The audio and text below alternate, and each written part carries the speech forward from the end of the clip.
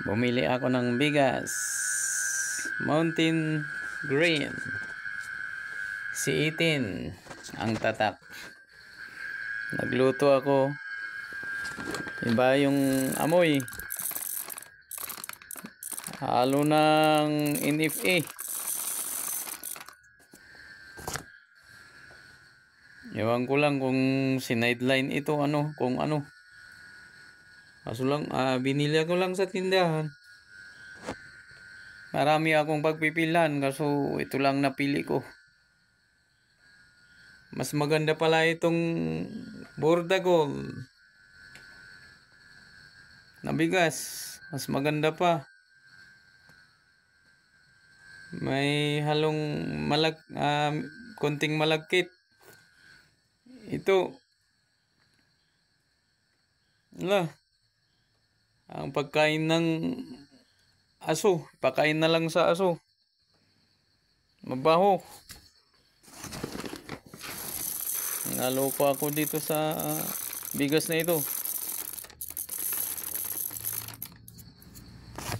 Mahal pa naman. 950 kaysa ito. Bordagol, ganito ang tatak niya. Mas maganda pa ito kaysa itong ang bibilhin na bigas. Ba't ganito pang may halong NFA na galing siguro ng Vietnam.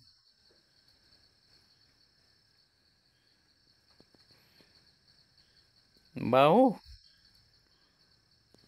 Pag kumukulo na, maamoy mo talaga na ang tagal na stock na bigas.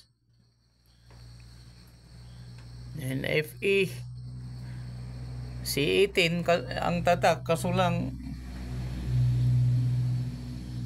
ba't ganito ang amoy? Hindi ganito ang C18. Pag C18 maganda. Pumili ako dito na maganda, may halo pang yung malakit. Kaso ngayon lang kung anuan itong may halo na NFA.